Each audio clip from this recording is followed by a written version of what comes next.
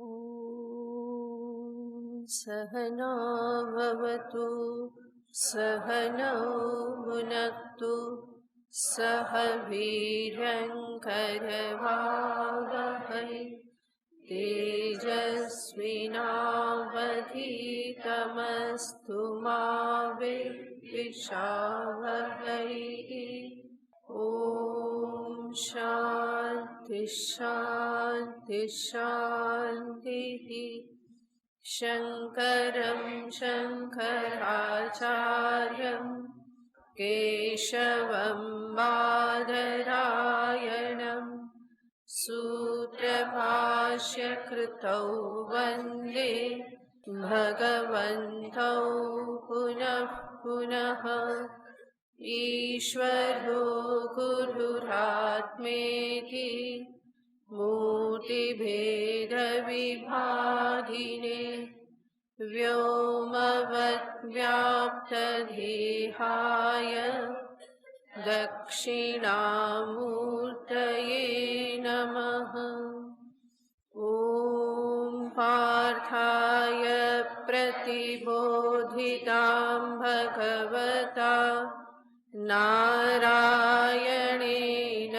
स्वयं व्यासेन ग्रथितां पुराणमुनिना मध्ये महाभारतम् अद्वैतामृतवर्षिणीं भगवतीम् अष्टादशाध्यायिनीम् अम्ब त्वामनुसन्दधामि भगवद्गीते भवद्वेषिणी।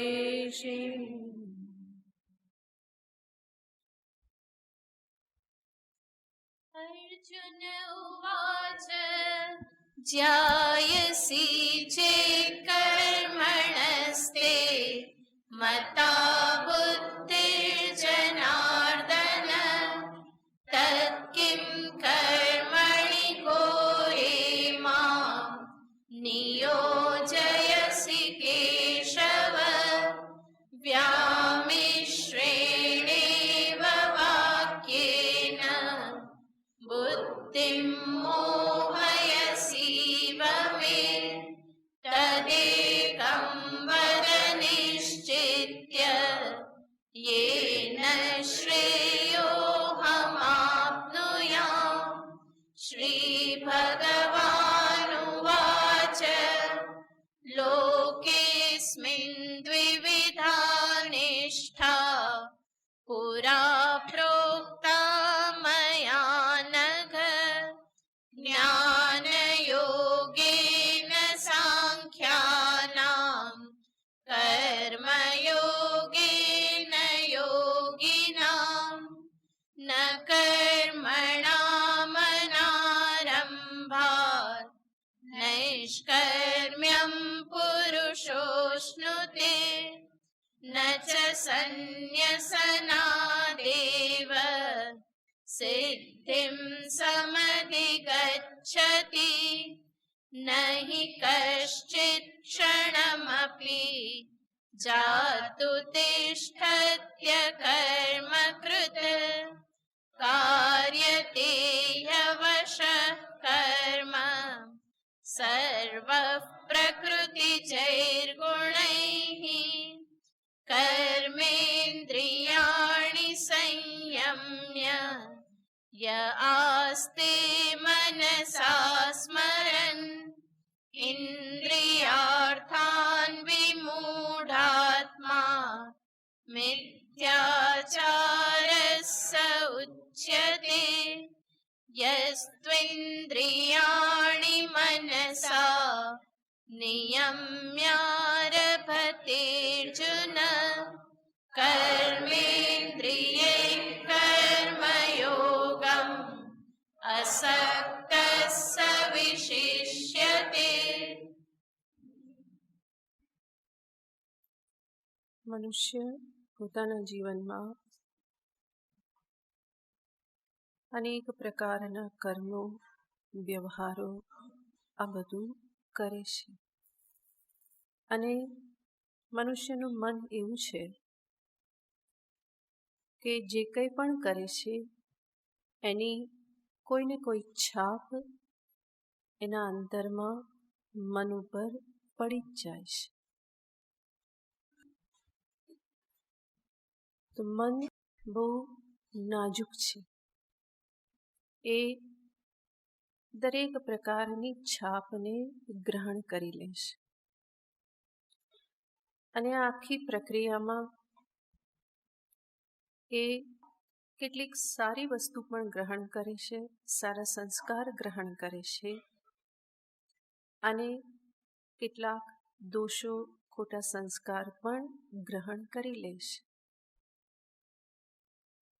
અને જગતમાં સર્વત્ર સાત્વિકતા હોય એવું તો નથી.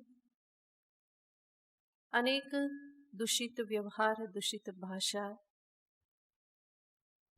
આ બધાના સંપર્કમાં મનુષ્ય આવે છે અને પોતે પણ એ પ્રકારના વ્યવહારો કરે છે. એના પરિણામે એ અનેક પ્રકારના દોષોને ગ્રહણ કરી લે છે. અને કર્મયોગ જે છે એ આવા ઘણા બધા દોષોની સંભાળ લઈ લે છે. એક જ સાધન કર્મયોગ જે ઘણા બધા દોષોની સંભાળ લઈ લે છે, મને એનાથી મુક્ત કરે છે, મુક્ત રાખે છે. જેમ ઘણી દવા હોય કે જે અનેક રોગમાં કામ લાગે, એવી જ રીતે કર્મયોગ એક એવી દવા, એવું ઔષધ છે કે એ મનના અનેક રોગોમાં એ કામ લાગે છે. કેટલાક દોષનું નિરૂપણ શાસ્ત્રમાં કરવામાં આવ્યું છે. મનુષ્યને પ્રાપ્ત થયેલા 3 સાધન છે: શરીર, વાણી અને મન. અને એના આધારે કાયિક, વાચિક અને માનસિક દોષ થતા હોય છે. એવા 10 દોષને ગણાવવામાં આવે છે. શરીરથી થતા 3 દોષ કહેવામાં આવે છે, જેમાં એક છે ચોરી, બીજું છે હિંસા, અને ત્રીજો દોષ છે વ્યભિચાર. ચોરી, હિંસા અને વ્યભિચાર. વ્યભિચાર યાને પરસ્ત્રી ગમન, પરપુરુષ ગમન, એને શારીરિક વ્યભિચાર કહેવામાં આવે છે. વાણીથી થતા દોષ 4 ગણાવવામાં આવે છે. એક છે જૂઠ અને અસત્ય ભાષણ,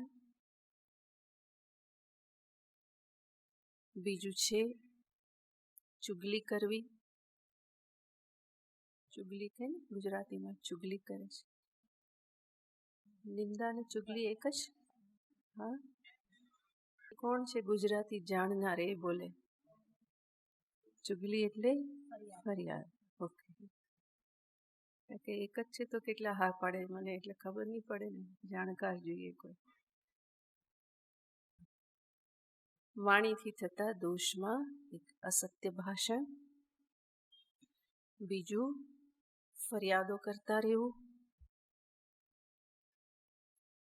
આમ છે ને આ તેમ છે ને આમ કરતું નથી ને સાંભળતું નથી ને આમ બોલતું નથી ને આને સામે ના જોવું, અને આમ કીધું. આ જે રેકોર્ડ ચાલતી રહે એ વાણીનો દોષ છે. તો અસત્ય ભાષણ, ફરિયાદો કરતા રહેવું, ત્રીજું છે નિંદા કરવી,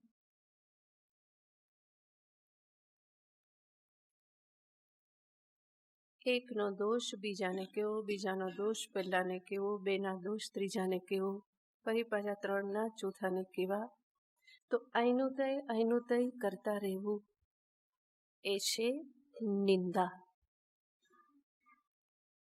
અને ચોથો દોષ છે કઠોર ભાષા. કઠોર ભાષા, કોઈને દુઃખ થાય, કોઈના અંતરમાં આપણે દુઃખની સૃષ્ટિ થાય એવી ભાષા બોલીએ તો એ કઠોર ભાષા એ વાણીનો દોષ છે. તો વાણીના આ 4 દોષ થયા. અને બીજા 3 દોષ છે માનસ દોષ.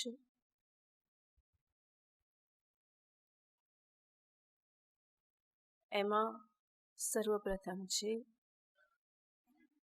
બીજાના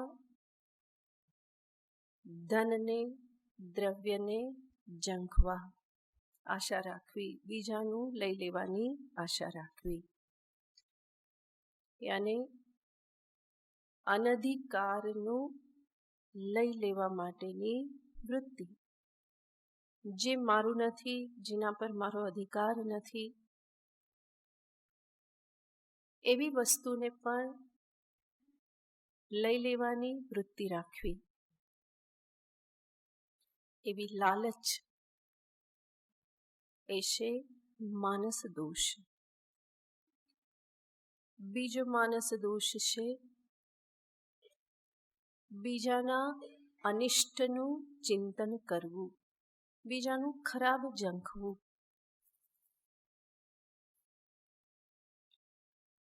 અને ત્રીજો છે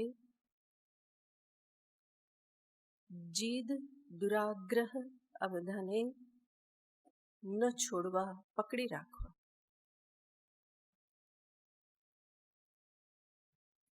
તો આ રીતે 10 દોષ ગણાવવામાં આવે છે. કાયિક, વાચિક, માનસ, આજે 3 સાધન ઈશ્વર તરફથી પ્રાપ્ત થયેલા છે. મનુષ્યને એના થકી એનો સદુપયોગ કરવાની જગ્યાએ ક્યારેક આવી રીતે દુરુપયોગ કરી દે કે જે દોષરૂપ બની રહેશે. તો આ 10 દોષ ગણાવવામાં આવ્યા છે. આ બધા દોષના સંદર્ભમાં જોઈએ તો કર્મયોગ જે છે એ આ બધા દોષની સંભાળ લઈ લે છે. એક જ સાધન કર્મયોગ કે જ્યાં કર્મ કરતી વખતે હંમેશા ઈશ્વરને સામે રાખવામાં આવે છે. આ કર્મ હું ઈશ્વરને માટે કરું છું એવું કર્મયોગી હંમેશા મનમાં ભાવના રાખે છે. અને આવી જ્યારે ભાવના હોય તો એ જરૂર એવું તો નહીં કરે કે હું ચોરી કરી અને પછી ભગવાનને અર્પણ કરી દઉં. કર્મયોગી કર્મ કેવી રીતે કરે છે? ઈશ્વર અર્પણ ભાવનાથી. તો એ એવું વિચારે કે હું ચોરી કરી લઉં અને ભગવાનને અર્પણ કરી દઉં. એવું તો થવાનું નથી. સર્વત્ર ઈશ્વરની ઈચ્છા જુએ છે, એનો હાથ જુએ છે. અને એટલા માટે હિંસા કરવા માટે પણ એની પાસે કોઈ કારણ રહેતું નથી. એટલું જ નહીં, ધર્મને સામે રાખે છે. કર્મયોગી પણ એ ત્યારે બને છે જ્યારે એની પૂર્વે એ સ્વધર્મ પાલન કરે છે. અધર્મી થઈ અને કોઈ કર્મયોગી બની શકતું નથી. વ્યભિચાર કરવો એ અધર્મ છે. તો કર્મયોગી થઈ અને વ્યભિચાર એ ક્યારેય ન કરી શકે. કરે તો એને કર્મયોગી ના કહેવાય. તો સ્વધર્મ પાલનથી સાધનાનો પ્રારંભ થાય છે. સ્વધર્મ પાલન કરનારો જ ક્યારેક ઈશ્વરાર્પણ ભાવનાથી કર્મ કરતો થાય છે. ધર્માચરણ થકી જ કર્મયોગ રૂપી સાધનમાં પણ પ્રવેશ થાય છે. માટે વ્યભિચારથી પણ એ મુક્ત રહે છે. વાણીના દોષો જે 4 ગણાવવામાં આવ્યા કર્મયોગી ઈશ્વર તત્વમાં એટલો વિશ્વાસ, શ્રદ્ધા ધરાવે છે કે જે હંમેશા મનમાં એ ભાવના રાખે છે, કોઈ નથી જોતું પણ ઈશ્વર તો જુએ જ છે. અને એટલા માટે જે જાણે છે સર્વત્ર ઈશ્વર છે, સર્વના અંતરમાં ઈશ્વર છે, તો આવી રીતે ભાવના રાખનારો ક્યારેય પણ અસત્ય ભાષણ, જૂઠનો આશ્રય લેતો નથી. એ જાણે છે મારા અંતરમાં જ બિરાજમાન છે, અંતર્યામી રૂપે. હું અસત્ય ભાષણ કરું તો એ જાણવાના જ છે. તો પ્રભુને સામે રાખીને જીવે છે, માટે જૂઠનો આશ્રય લેતો નથી. કર્મયોગીના અંતરમાં ઈશ્વર પ્રત્યે શ્રદ્ધા, શરણાગતિ હોય છે.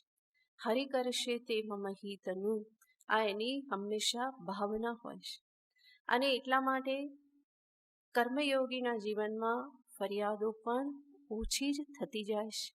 આપણે ઘણી વખત આ જોયેલું છે કે ફરિયાદોથી મન મુક્ત થાય છે કર્મયોગના કારણે.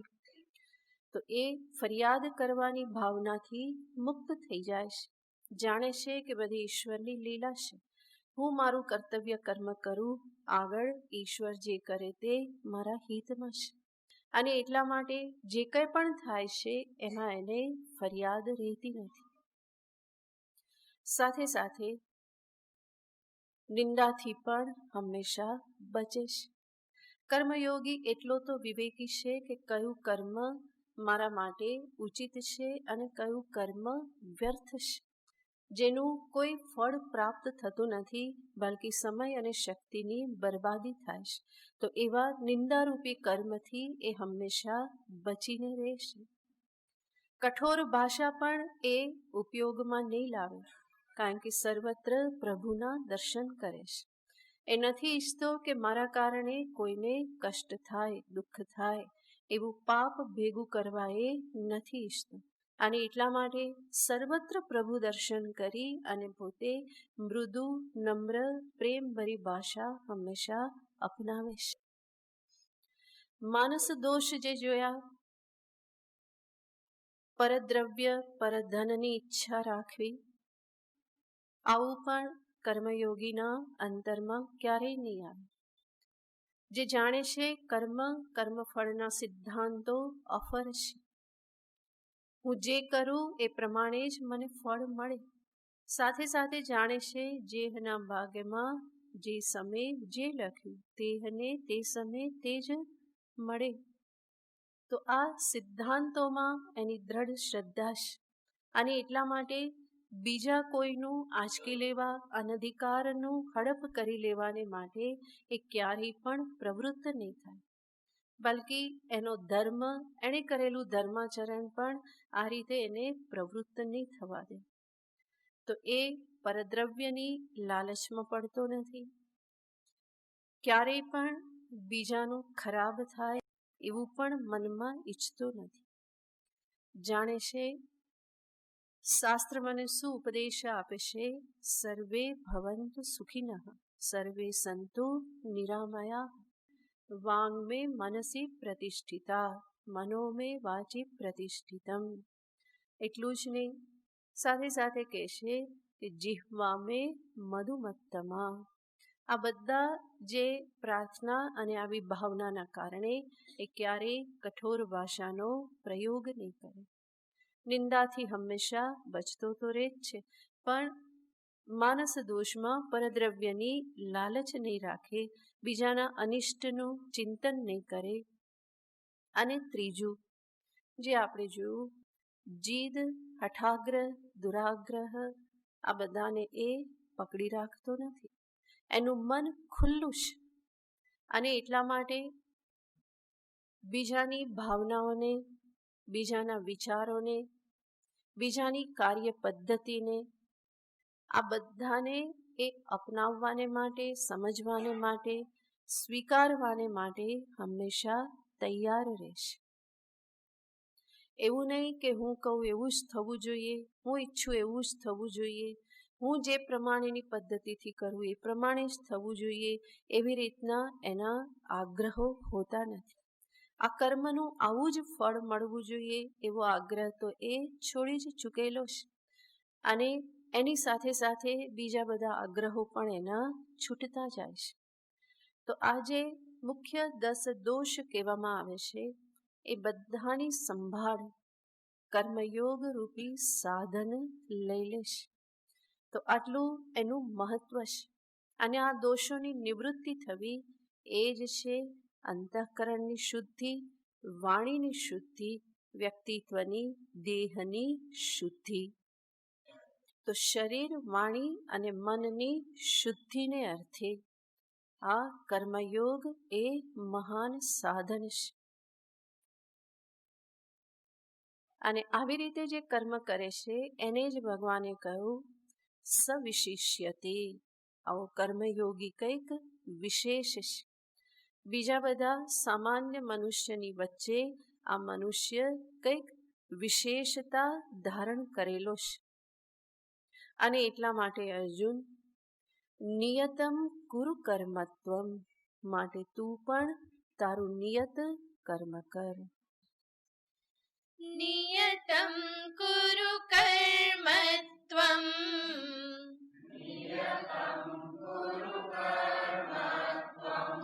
કર્મ જ્યાયો હ્યકર્મણઃ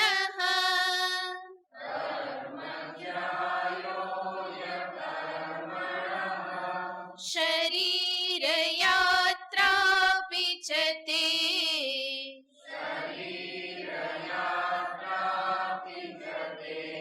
ન પ્રસિદ્ધેત કર્મણઃ.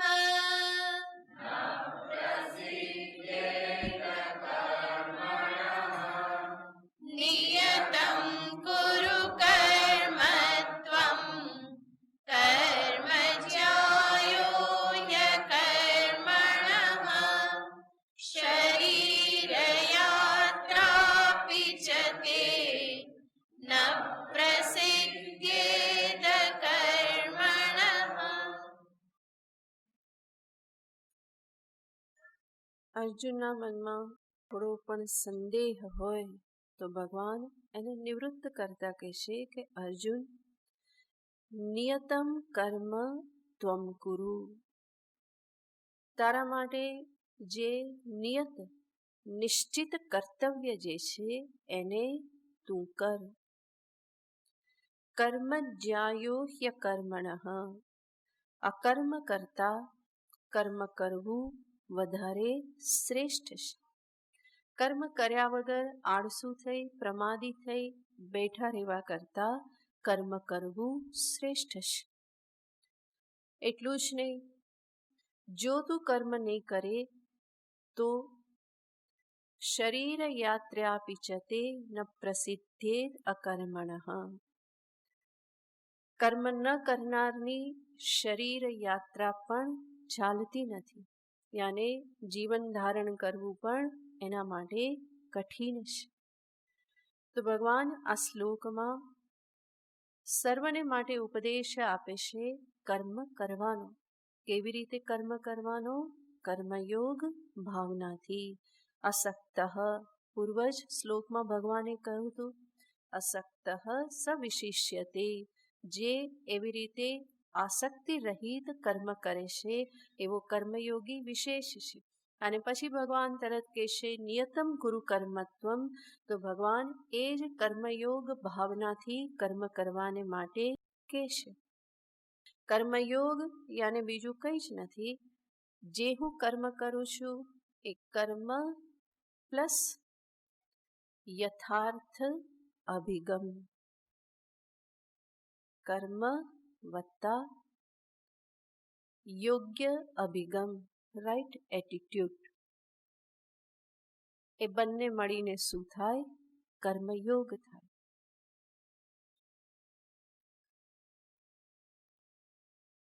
જ્યારે આપણે કહીએ યથાર્થ અભિગમ, તો આ અભિગમ એટલે છે શું? કેવા પ્રકારના અભિગમ? અભિગમનો અર્થ છે એ વસ્તુને જોવાનો એક દ્રષ્ટિકોણ, એના પ્રત્યેની એક સમજદારી, એને કહેવામાં આવે છે અભિગમ. વસ્તુને, વ્યવહારને, કર્મને જોવાનો એક દ્રષ્ટિકોણ, એના પ્રત્યેની એક સમજદારી, એને કહેવામાં આવે અભિગમ. કર્મયોગ એ છે કર્મ અને કર્મફળ પ્રત્યેની સમજદારી. કર્મ અને કર્મફળને જોવાનો એક ઉચિત દ્રષ્ટિકોણ, એને કહેવામાં આવે છે કર્મયોગ.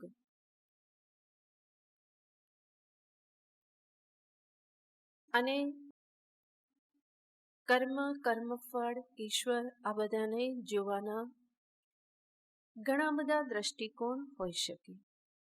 કર્મયોગ એટલે માત્ર એક જ દ્રષ્ટિકોણ નથી, પણ ભગવાન શ્રી કૃષ્ણચંદ્ર જે આ શ્લોકોમાં 8 થી 16 શ્લોકમાં કર્મયોગનું જે વિસ્તૃત નિરૂપણ કરે છે, એ શ્લોકોનું જેમ જેમ અવલોકન કરીએ, એના પર વિચાર કરીએ, તો આપણને ખ્યાલ આવે કે કર્મયોગ પ્રત્યે 4 પ્રકારના દ્રષ્ટિકોણ હોઈ શકે.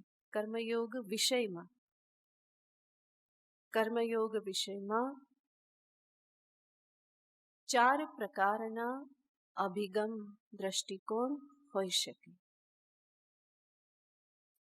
જે ચારેયનું નિરૂપણ ભગવાન કૃષ્ણ કરે છે.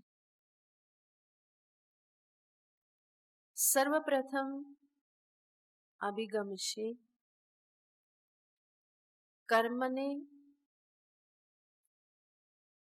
હું મારી ફરજ તરીકે સ્વીકાર કરું.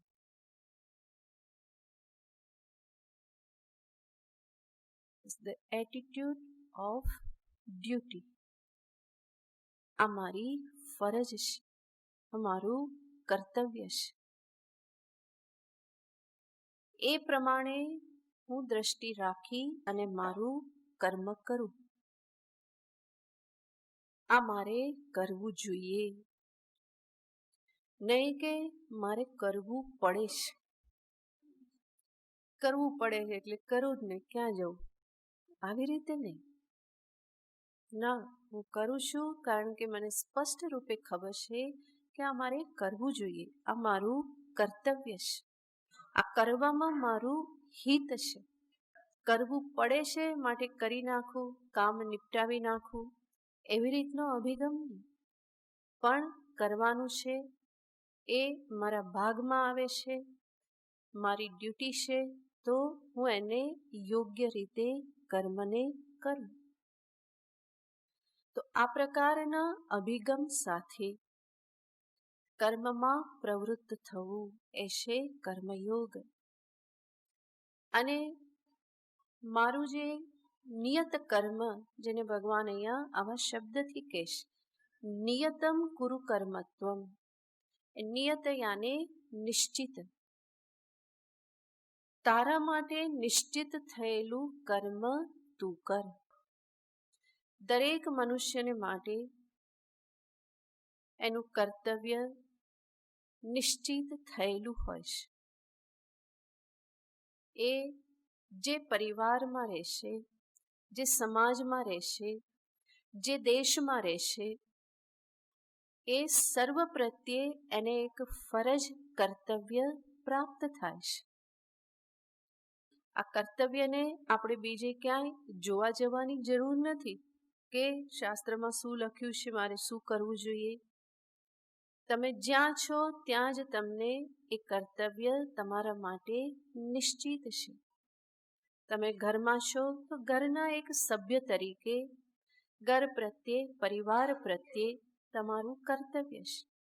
પતિનું પત્ની પ્રત્યે, પત્નીનું પતિ પ્રત્યે, મા બાપનું સંતાન પ્રત્યે, સંતાનનું મા બાપ પ્રત્યે, એક વિદ્યાર્થી છું તો વિદ્યાર્થીનું શિક્ષક માટે, શિક્ષકનું વિદ્યાર્થી માટે. કર્મચારી છું તો એક કર્મચારી તરીકેનું મારું કર્તવ્ય. તો હું જ્યાં પણ છું ત્યાં મારા માટે એક રોલ નિશ્ચિત થયેલો છે કે જે રોલ મારે નિભાવવાનો છે. ભગવાને લખેલી સ્ક્રિપ્ટમાં મારો એક નિશ્ચિત રોલ છે અને એ મારે નિભાવવાનો છે, મને આપવામાં આવેલું છે. તો આવી રીતે જ્યાં હું છું ત્યાં મારા માટે નિશ્ચિત થયેલું કર્તવ્ય મારે કરવાનું છે અને એ કર્મને હું મારી ફરજ રૂપે સમજી અને કરું. એને બોજો સમજીને નહીં, પરંતુ આ મારી ફરજ છે અને મારી ફરજ બજાવવામાં મને આનંદ છે, ખુશી છે. નહીં કે માથે પડ્યું છે માટે હું કરું છું, પણ મારે કરવાનું છે અને મારે કરવું છે માટે હું કરું છું.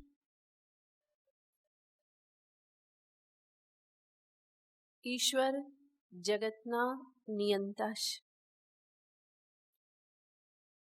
જગતની સૃષ્ટિ કરી એને ચલાવવા માટે એમના દ્વારા જ નિયમો ઘડવામાં આવેલા છે. જગત સંચાલનાર્થે દરેક જીવને માટે એમના દ્વારા કર્તવ્ય નિશ્ચિત થયેલું છે અને એટલા માટે આ સૃષ્ટિના સંચાલનમાં દરેક સ્થૂળ પદાર્થો ફાળો આપે છે, દરેક પશુ પંખી જીવ જંતુ પોતાનો ફાળો આપે છે. એવી જ રીતે મનુષ્યને માટે પણ નિશ્ચિત કર્તવ્ય છે. મનુષ્યને માટે વેદશાસ્ત્રમાં 2 પ્રકારે કર્તવ્ય દર્શાવવામાં આવે છે. એક જે એને કર્તવ્યને દર્શાવવામાં આવે છે એ છે એના સોશિયલ રોલને લઈને. સમાજમાં કયા સમાજમાં એ કેવી રીતે સ્થાન ધરાવે છે એના આધારે એનું કર્તવ્ય નિશ્ચિત કરવામાં આવે છે, જેને વૈદિક પ્રણાલીમાં વર્ણ વ્યવસ્થા કહેવામાં આવતી, કે જે વર્ણના આધારે એને કર્તવ્ય પ્રાપ્ત થતું. આપણે જાણીએ છીએ કે દરેક સોસાયટીમાં 4 પ્રકારના લોકોની આવશ્યકતા હોય છે. 4 પ્રકારના લોકો, જેમાં એક વર્ગ છે જે બુદ્ધિમાન વર્ગ, જે હંમેશા યોગ્ય વિચાર કરી અને માર્ગદર્શન કરે, બીજાનું માર્ગદર્શન કરે, જેને વર્ણ વ્યવસ્થામાં બ્રાહ્મણ શબ્દથી કહેવામાં આવે, જે શાસ્ત્ર ધર્મ આ બધાનો વિચાર કરી અને મનુષ્યને એના કર્તવ્ય પ્રત્યે જાગૃત કરતા, એને દિશા નિર્દેશ કરતા. તો એક વર્ગ આવો જોઈએ કે જે વિચાર પ્રધાન રહે. બીજો વર્ગ કે જે રક્ષણનું કાર્ય કરે, જે બલવાન હોય, બલથી યુક્ત, જેને ક્ષત્રિય કહેવામાં આવે. તો રક્ષણની પણ જરૂર છે. કેટલાક મનુષ્ય એ કાર્ય કરે. સાથે સાથે સમાજમાં વ્યાપાર ધંધાની પણ જરૂર હોય, ખેતી આદિની પણ જરૂર છે. તો ત્રીજો વર્ગ એ પ્રમાણેનું કાર્ય કરે, જેને વૈશ્ય કહેવામાં આવે. અને ચતુર્થ જે છે કે જે બીજાના દ્વારા દર્શાવવામાં આવતા કર્મ કરે, સ્વયં એટલો વિચાર કરવાને સમર્થ નથી, તો એ બીજાને કામમાં સહાય કરે. તો આ રીતે 4 પ્રકારના લોકોની દરેક સમાજમાં આવશ્યકતા હોય છે. અત્યારે પણ આપણે જોઈએ કેટલાક લોકો જે વિચાર પ્રધાન, જે વિચાર કરે, સંશોધન કરે, નવા નવા શોધ કરે કે પછી પુસ્તક લખે, આ બધું જે છે એ વિચાર પ્રધાન વર્ગનું કાર્ય છે. આપણા જવાનો રક્ષણ કરે છે, જેના કારણે બીજા બધા બીજાનું કામ કરી શકે છે, તો એ રક્ષણ કાર્ય છે. એવી જ રીતે વેપાર ધંધાની પણ જરૂર પડે અને સાથે સાથે એ કાર્યોમાં સહાય કરનાર ચતુર્વર્ગની પણ જરૂર પડે, જે લેબર કામ કરે. તો આ રીતે બધા જ મનુષ્યને આ પ્રમાણે 4 વિભાગમાં વહેંચીએ તો આ 4 પ્રકારની કર્મની આવશ્યકતા હોય છે. તો એને કહેવામાં આવે મનુષ્યનો સોશિયલ રોલ. એ જ્યાં છે, જેવી રીતનો છે, એના આધારે એનું કર્મ નિશ્ચિત થાય છે. માર્ગદર્શન કરવું, રક્ષણ કરવું, વ્યાપાર કરવો કે પછી સેવા કરવી, અન્યને સહાયક થવું, શું એ એનું કોઈક નિયત કર્મ છે. જે પણ હોય એણે પોતાની ફરજ સમજી અને બજાવવું. આ એક પ્રકારે ધર્મ યા કર્તવ્ય ફરજ નિશ્ચિત થાય છે. વૈદિક શાસ્ત્રમાં મનુષ્યને એક બીજા પ્રકારે પણ કર્તવ્ય દર્શાવવામાં આવે છે. અને બીજા પ્રકારનું જે કર્તવ્ય જે છે એ શેના આધારે છે તો કે એના જીવનના એ કયા તબક્કામાંથી પસાર થાય છે.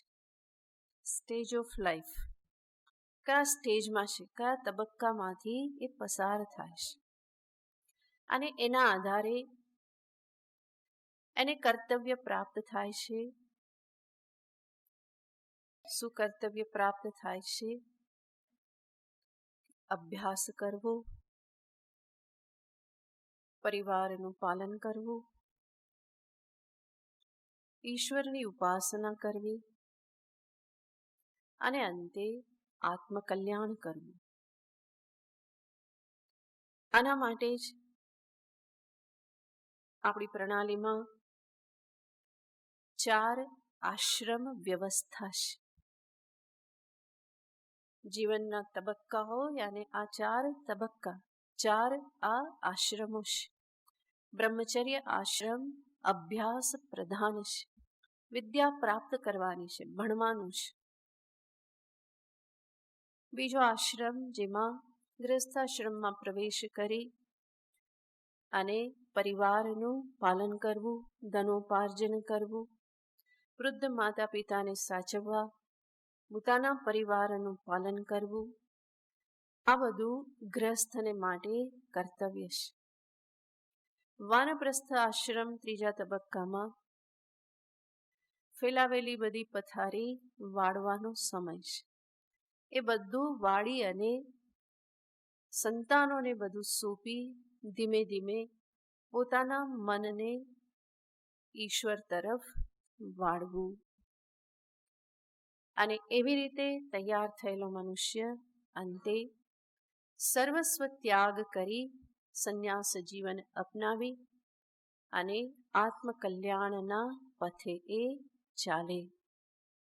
તો આ રીતે જીવનના કયા સમયમાં એ પસાર થઈ રહેલો છે એના આધારે પણ એને કર્તવ્ય પ્રાપ્ત થાય છે. તો વર્ણના આધારે, આશ્રમના આધારે અત્યારે એવી વર્ણ વ્યવસ્થા રહેલી નથી, છતાં પણ આપણે જોયું એમ 4 પ્રકારે મનુષ્યને આ બધી આવશ્યકતા હોય જ છે. તો એ રીતે જોઈએ તો મનુષ્યને આ બંને પ્રકારે કર્તવ્ય પ્રાપ્ત થાય છે. અને એ બંનેને ભગવાન અહીંયા કહેશે નિયતમ ગુરુ કર્મત્વમ. તારા માટે નિશ્ચિત થયેલું કર્મ તું કર. અને કેવી રીતે? ફરજ સમજીને. આ મારી ફરજ છે, મારી ડ્યુટી છે, મને ઈશ્વર તરફથી સોંપવામાં આવેલ છે. એમણે મને આ સ્થિતિમાં રાખેલો છે. એનો અર્થ આ સ્થિતિમાં મારું નિશ્ચિત કર્તવ્ય એ મને ઈશ્વર તરફથી જ પ્રદાન કરવામાં આવેલું છે. માટે જ એમણે મને આ સ્થિતિમાં મૂકેલો છે, જ્યાં મારે આ કર્મ કરવાનું છે. એ જે કર્મ જે છે, જેને હું ફરજ સમજું, ઈશ્વર દ્વારા આપવામાં આવેલું એમની આજ્ઞા છે એવું સમજીને કરું. એ જે ભાવ જે છે, એ કેવો ભાવ તો દર્શાવવામાં આવે છે, સ્વામી ભૃત્ય ભાવ. ઈશ્વર મારા સ્વામી છે, માલિક છે, અને હું એમનો સેવક છું. આ સમસ્ત જગત જે છે એક ફેક્ટરી છે, અને એમાંના કરોડો અબજો કામ કરનારાઓ માનો હું એક કામ કરનાર છું. કોની ફેક્ટરીમાં કામ કરું છું? ઈશ્વર. તો એ મારા સ્વામી છે, અને હું કોણ છું? ભૃત્ય, એમનો સેવક છું. એણે મને જે કાર્ય સોંપેલું છે એની પાછળ એક ચોક્કસ પ્રયોજન રહેલું છે. મને કદાચ એનું પ્રયોજન સમજાય કે ન સમજાય, પરંતુ જરૂર કોઈને કોઈ પ્રયોજન તો છે જ. ઈશ્વર દ્વારા સોંપવામાં આવેલું કાર્ય ક્યારેય પણ નિષ્પ્રયોજન હોઈ શકે નહીં. અને એટલા માટે મને જે સોંપવામાં આવેલું છે એ મારે સેવક ભાવે, હું ઈશ્વરનો સેવક છું, એનો અનુગામી છું, એની આજ્ઞાનું પાલન કરનારો છું. આવી રીતની ભાવના સાથે પોતાના કર્મને કરવા એ છે એક પ્રકારનો કર્મયોગ, એક પ્રકારનો દ્રષ્ટિકોણ કે જે મારા કર્મને કર્મયોગ બનાવે છે.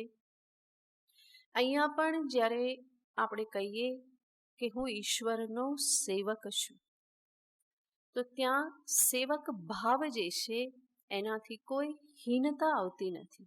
કારણ કે સેવક કોનો છું? ઈશ્વરનો છું, જગન્નાથનો, જે જગતનો સ્વામી, જગતનો રાજા જે છે એનો હું સેવક છું. અને એટલા માટે સેવક ભાવ કોઈ દીનતા, હીનતા લાવતું નથી કે હું તો સેવક છું, હું તો ચિઠ્ઠીનો ચાકર છું. આવી રીતે દયામણા ભાવે બોલતો નથી, પરંતુ એ કેવી રીતે બોલે? હું તો ચિઠ્ઠીનો ચાકર. કોની ચિઠ્ઠીનો ચાકર? ઈશ્વરની ચિઠ્ઠીનો ચાકર છું. એટલા માટે જ ભજનમાં પણ કહેવામાં આવે ને કે અમે તો ચિઠ્ઠીના ચાકર થઈને રહીએ રે. તો એમાં કોઈ દીનતા, હીનતા નથી, બલ્કિ એમાં એક આનંદ છે. ભગવાનના ચિઠ્ઠીના ચાકર થવું, ભગવાનના સેવક થવું, એને આ કર્મયોગી પોતાનું અહોભાગ્ય, સદભાગ્ય સમજે છે.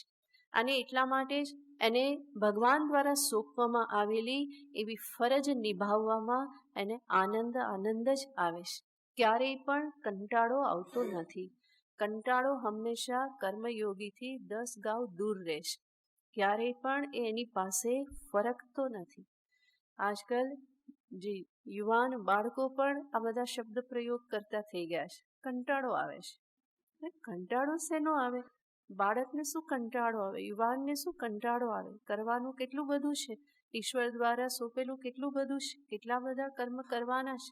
તો ત્યાં કંટાળાને કોઈ સ્થાન નથી. પણ જે આળસુ હોય એને શું આવે? કંટાળો આવે. જે પોતાના કામને બોજો સમજતો હોય એને પણ શું આવે? કંટાળો આવે. આ કામ કરતા કંટાળો આવે છે. તો રોજ ઉઠીને ઓફિસ જવાનું કે આમાં કંટાળો નહીં હોવો જોઈએ. એને ફરજ તરીકે લો. આ કંટાળો આવે કે રોજ ઉઠીને દાઢી કરવાની, એમાં સમજી શકાય તો વધારી દો, વાંધો નહીં. તો રોજ ઉઠીને આવું કરવાનું કામ જે છે, કે પછી બહેનોને થાય કે આ રોજ ઉઠીને રસોઈ બનાવવાની, રોજ ઉઠીને આવું કરવાનું, ઘર ચોખ્ખું રાખવાનું, એ ભગવાન દ્વારા સોંપવામાં આવેલું છે. એ તો મને થાય કે આ રોજ સોમવારે ને શુક્રવારે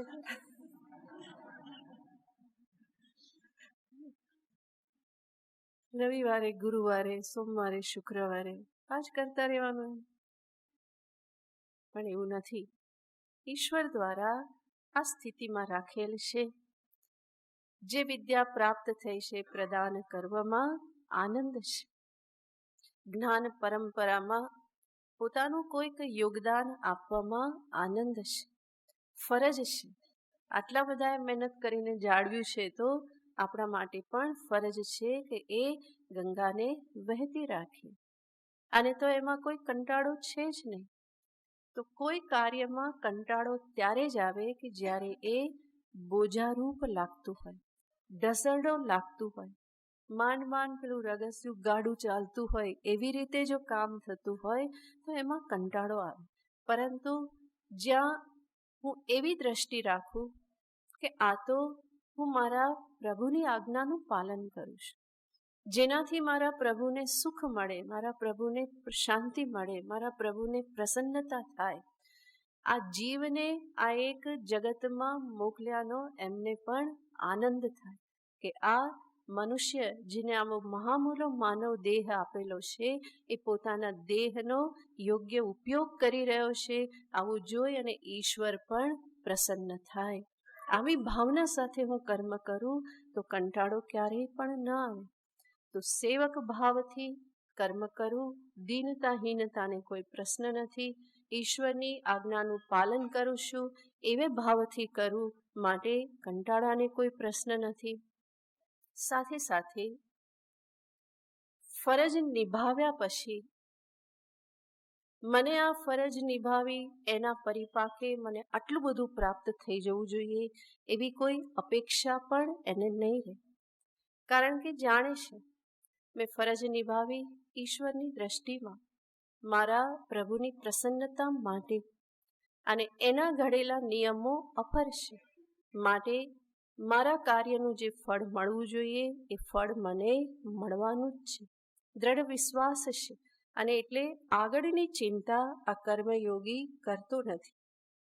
તો આ રીતે કર્મ પ્રત્યે આ પ્રમાણે ફરજ દ્રષ્ટિ એને એક ડ્યુટી તરીકે જો એ છે કર્મયોગ પ્રત્યેનો એક દ્રષ્ટિકોણ. આ જ દ્રષ્ટિકોણને આપણે, જેને અહીંયા નિયત કર્મ કહેવામાં આવ્યું, એનો એક અર્થ આપણે કર્યો મારું નિશ્ચિત કર્તવ્ય. બીજું, આ જે નિયત કર્મ જે છે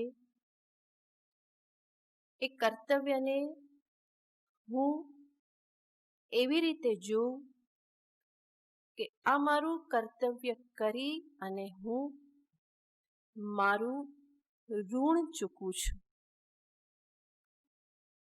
પહેલા શું હતું?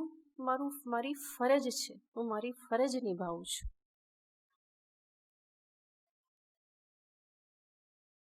એના કરતાં પણ વધારે ઉત્કૃષ્ટ દ્રષ્ટિકોણ છે.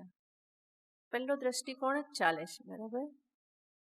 નિયત કર્મ એક તો એને ફરજ રૂપે સમજું, અને બીજું નિયત કર્મને કેવી રીતે સમજું?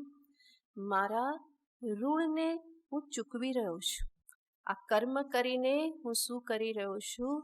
મારું ઋણ ચૂકવી રહ્યો છું. ઋણ ચૂકવી રહ્યો છું એનો અર્થ શું?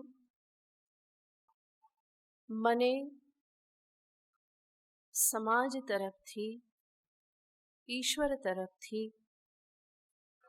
ઘણું બધું પ્રાપ્ત થયું.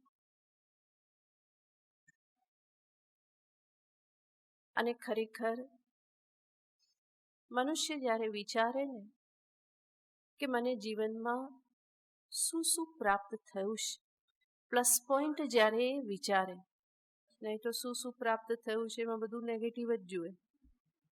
આવું થયું, આવું થયું, આવું થયું. દરેકના જીવનમાં બંને થતું હોય છે, પણ આપણા પર આધાર છે કે આપણે અડધો ભરેલો ગ્લાસ જોઈએ કે અડધો ખાલી છે એ જોઈએ. દરેકના જીવનમાં વિપત્તિ, સંપત્તિ, આપત્તિ આ બધું આવતું જ રહેતું હોય છે. પણ જરાક વિશાળ દ્રષ્ટિ રાખી અને હું વિચારું ખરેખર મને જીવનમાં જે પ્રાપ્ત થયું છે, જે મને આપવામાં આવ્યું છે, શું હું ખરેખર એના માટે લાયક છું? મેં જે પણ અત્યાર સુધી જીવન જીવ્યું એના પરિપાક સ્વરૂપે અત્યારે મારી પાસે જે પણ છે, શું એ મારી લાયકાત કરતાં વધારે નથી? શુદ્ધ દ્રષ્ટિથી જોશો તો જરૂર એ વધારે લાગશે જ.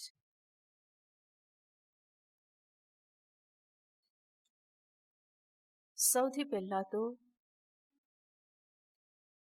ઈશ્વરે આવું સુંદર જગત મારા માટે રચેલું છે. કેટલી સુંદર સૃષ્ટિ છે. હું આ જગતમાં શરીર ધારણ કરીને આવું એની પૂર્વે મારા માટે સ્થાન, હવા, પાણી, માતાના સ્તનમાં દૂધ, એના અંતરમાં મમતા, પિતાના હૃદયમાં વાત્સલ્ય, આ બધું એમણે પહેલેથી રાખેલું છે. આ કોઈ ઓછી વસ્તુ નથી. અને કદાચ આમાંનું કદાચ કેટલુંક ન પણ મળ્યું હોય તો પણ મનુષ્યને પ્રાપ્ત થયેલો આ માનવ દેહ એટલો મહાન ઉપહાર છે કે એની તોલે બીજું કંઈ જ આવી શકતું નથી. અને એટલું જોઈને પણ વિચાર કરે તો એને લાગે આટલું સુંદર માનવ જીવન આપવાને માટે હું ભગવાનનો કયા શબ્દમાં આભાર માનું. સુખ દુઃખ તો દરેક મનુષ્યના જીવનમાં છે જ, પણ મનુષ્ય જીવન પ્રાપ્ત થવું એ જ કેટલું મોટું સદભાગ્ય છે. જંતુનામ નરજન્મ દુર્લભમ, સર્વ યોનિમાં મનુષ્ય જન્મ સર્વથી દુર્લભ છે. જે માનવ દેહમાં કર્મ શક્તિ, ઈચ્છા શક્તિ, જ્ઞાન શક્તિ, કેટલી બધી વિશેષ વસ્તુઓ ભગવાને માનવને આપેલી છે. અને એ બધાનો વિચાર કરું તો પણ ભગવાન પ્રત્યે અહોભાવથી હંમેશા મસ્તક ઝૂકેલું રહે. અને એ સિવાય પણ જે પણ પરિવાર આપ્યો, સમાજ આપ્યો, મહેનતના પ્રમાણમાં જે પણ મને ફળ મળ્યા, આ બધું જ વિચાર કરું તો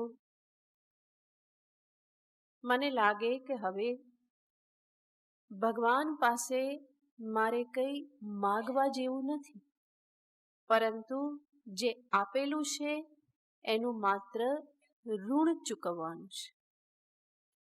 અને એટલા માટે મને જે પણ કર્તવ્ય પ્રાપ્ત થયું છે એ કર્તવ્ય કર્મને હું એવી રીતે નિભાવું કે જે ઈશ્વર પ્રત્યેની કૃતજ્ઞતાની અભિવ્યક્તિ બની રહે. હું માત્ર ઋણ ચૂકવું છું. જે કંઈ પણ કરી રહ્યો છું એ કરીને હું મારું ઋણ ચૂકવું છું. મારું કર્તવ્ય કર્મ પાલન કરી અને કંઈક અંશે હું મારો હિસાબ ચૂકતી કરું છું. કંઈક અંશે, આ શબ્દ ધ્યાન રાખો. સંપૂર્ણપણે તો આપણે કંઈ હિસાબ ક્લિયર કરી શકવાના નથી. હંમેશા ઉધારી જ બોલવાની છે. પણ કર્તવ્ય કર્મના માધ્યમથી હું કંઈક અંશે આ રીતે ઋણ મુક્તિની ભાવના અંતરમાં હું ધારણ કરું છું. અને આવી રીતે જ્યારે મનુષ્ય દ્રષ્ટિ રાખે તો એ ક્યારેય પણ પોતાના હકને માટે ક્યારેય પણ લડશે નહીં. મનુષ્ય જો પોતાની ફરજ બજાવી દે, દરેક મનુષ્ય, તો એને એના હક મળી જ જતા હોય છે, અધિકાર મળી જાય. મા બાપ ફરજ બજાવે તો સંતાનને એનો અધિકાર મળે, સંતાન ફરજ બજાવે તો માતા પિતાને એનો અધિકાર પ્રાપ્ત થઈ જાય છે.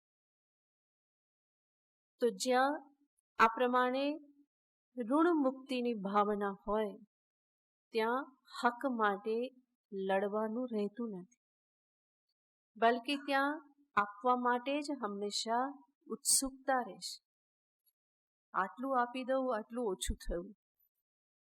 તમે કોઈની પાસેથી પૈસા લીધા હોય અને તમે જેટલા એને આપતા રહો એટલું તમને શું થાય? બોજો હલકો થયો લાગે. તો એવી જ રીતે કર્તવ્ય કર્મને એવી રીતે કર્મયોગી બજાવે કે એને દરેક વખતે લાગે કે મારો બોજો હલકો થયો. ભગવાનને આપણે પાછું આપી આપીને શું આપવાના? પણ ભાવના આ પ્રમાણે રાખવામાં આવે. કેટલુંક ઋણ ક્યારેય પણ ચૂકવી શકાતું નથી. જીવ ઈશ્વર પ્રત્યેનું પોતાનું ઋણ ક્યારેય પૂરેપૂરું ચૂકવી શકતો નથી. સંતાન મા બાપ પ્રત્યેનું ઋણ ચૂકવી શકતા નથી.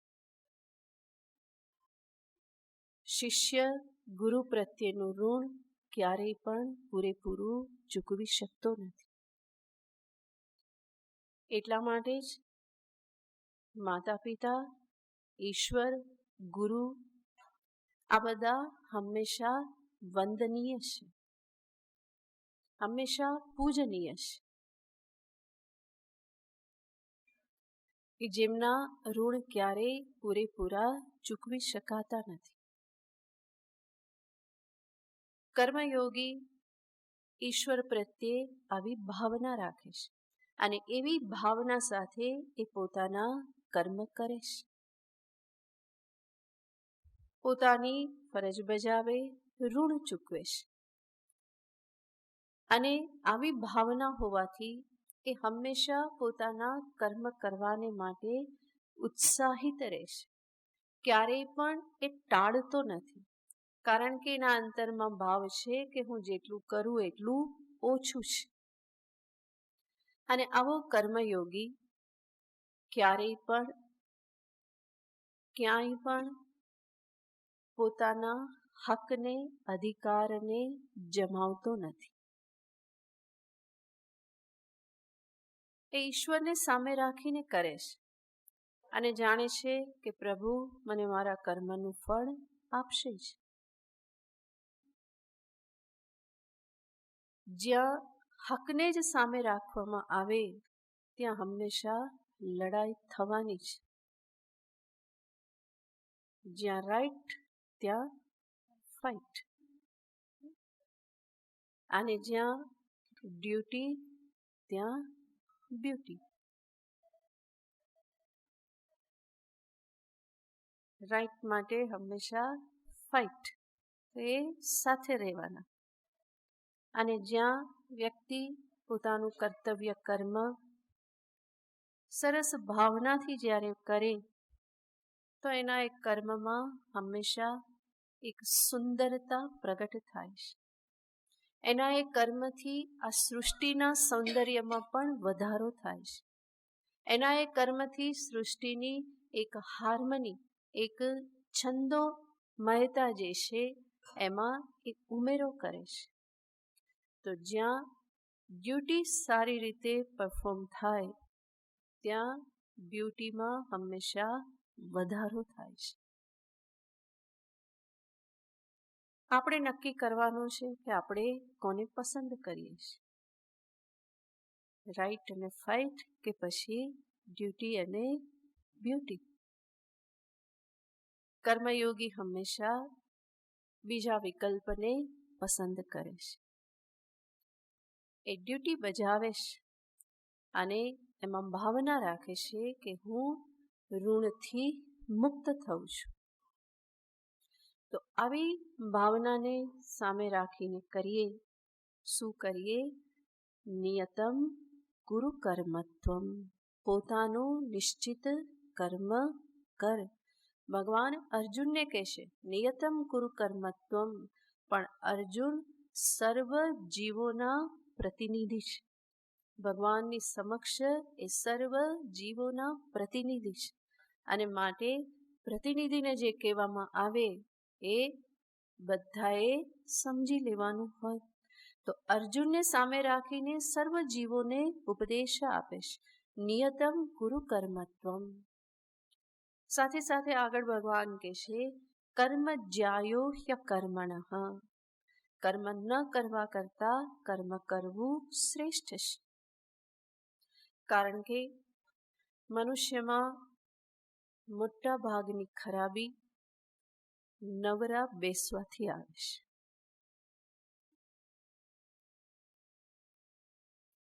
મન તો મન છે, અને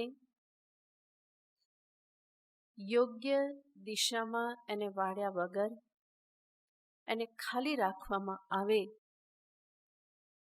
તો એ જીવનમાં ખરાબીઓ લાવે છે. એટલા માટે જ કહેવામાં આવે કે નવરું મન શેતાનનું ઘર, નહીં તો નવરું મન નખોદ વાળે. આ બધી કહેવતો એ બહુ જ સાચી કહેવતો છે. ખાલી નવરા બેસવાથી, જ્યારે તમારી પાસે કોઈ ઉચ્ચ વિચાર ન હોય, જીવનનું કોઈ ઉચ્ચ ધ્યેય ના હોય, અને એવી સ્થિતિમાં કર્મ ન કર્યા વગર રહેવું એ બહુ જોખમી છે. માટે ભગવાન કહેશે કર્મ જ્યાયો કર્મણઃ. અકર્મણઃ, કર્મ ન કરવું એના કરતા કર્મ કરવું શ્રેષ્ઠ છે. કર્મ શક્તિ ઈશ્વર તરફથી મળેલી છે, એનો ઉપયોગ કરો. જો ઉપયોગ નહીં કરો તો એ આળસુ પ્રમાદી બનાવી દેશે. માટે અકર્મ કરતા કર્મ શ્રેષ્ઠ છે. એટલું જ નહીં, શરીર યાત્રા પિચતે ન પ્રસિદ્ધેદ કર્મણઃ. શરીર યાત્રા પણ સિદ્ધ નહીં થાય. શરીર યાત્રા અને જીવન ધારણ કરવું. જીવન ધારણ કરવા માટે પણ કર્મની જરૂર છે. શરીરથી કંઈ કર્મ થવું જોઈએ. ખાવા પીવાનું કર્મ પણ થવું જોઈએ, નહીં તો જીવન ધારણ નહીં થાય. તૈયાર ખાવાનું મળે તો પણ મોઢું તો ખોલવું પડે, અને મોઢું ખોલીને ચાવવું પણ પડે. પેલો કે ના, હું ચાવીશ પણ નહીં, શીરો સીધો ગળે ઉતારીશ. તો ગળે તો ઉતારવું પડશે ને, એના વગર તો કામ ચાલવાનું નથી. થોડોક તો ધક્કો મારવો જ પડશે. તો કોઈ પણ કર્મ શરીરથી કરવું તો પડે. સાવ નિકમમાં બેઠા રહેવાથી જીવન પણ સિદ્ધ થતું નથી. શરીર યાત્રા પણ સિદ્ધ નહીં થાય. માટે ભગવાન કહેશે કે કર્મ કરો. જીવનમાં આનંદ જોઈતો હોય, સંતોષ જોઈતો હોય, પોતાના અંતરમાં શાંતિ જોઈતી હોય, તો પોતાની ફરજ નિભાવો. જે અધ્યાત્મ પથમાં આવેલો છે, શાસ્ત્ર શ્રવણ સત્સંગ કરવામાં જે પ્રવૃત્ત થયેલો છે, જરૂર એનું અંતર બીજા પામર મનુષ્યોથી ઘણું ઉચ્ચ કક્ષામાં છે. અને એટલા માટે સંભવ છે કે કોઈ પામર મનુષ્ય હોય, એ સ્વયં પોતાનું કામ ના કરે ને બીજાની પાસે કરાવી લે, એમાં એને આનંદ આવે. પણ જે ગીતાજીના શ્રવણમાં પ્રવૃત્ત થયો, ભગવાન કૃષ્ણના શબ્દોનું જેને મૂલ્ય છે, એ મનુષ્ય ક્યારેય પણ આવો આનંદ ના લે. માટે જો એની ફરજ ચૂકે તો એને અંતરમાં કષ્ટ થશે. પોતાનું કામ એ નહીં કરે તો એને જીવનમાં એક ખાલીપો અનુભવાશે. એ પોતાની જાતને માફ નહીં કરી શકે. તો આવું અંતર એને પ્રાપ્ત થઈ ચૂક્યું છે કે જે ઘણું સંવેદનશીલ છે, જે ધર્મને સામે રાખે છે, જે સારા નરસાનો વિચાર કરી શકે છે, ઉચિત અનુચિતનો વિચાર કરી શકે છે. તો એવા મનુષ્ય, એવા સાધકને ભગવાન અહીંયા ઉપદેશ આપે છે. એવા મનુષ્યને ઉપદેશ નથી આપતા કે જે સંપૂર્ણ આસુરી જીવન જીવી રહેલો છે, પણ ભગવાન અહીંયા સાધકને ઉપદેશ આપે છે. અને એવા સાધકને માટે જો એને સંતોષ જોઈતો હોય, જીવનથી આનંદ જોઈતો હોય, તો જરૂર એણે પોતાના કર્તવ્ય કર્મને કરવા જોઈએ, ફરજને નિભાવવી જોઈએ અને બને ત્યાં સુધી નમ્ર ભાવથી કર્મ કરવા. અને એ જ છે આ ઋણ અદા કરી રહ્યો છું એવી ભાવના. બસ કર્જ ચુકાતે હે ભજનમાં કહેવામાં આવે છે, कुछ त्याग नहीं अपना बस कर्ज चुकाते हैं. તો જે પણ મળ્યું છે એનું કેવળ અમે કરજ, ઋણ ચૂકાવીએ છીએ. આવી ભાવનાથી ભગવાન કહે છે કે કર્મયોગ કરો, નિયતમ ગુરુ કર્મત્વમ.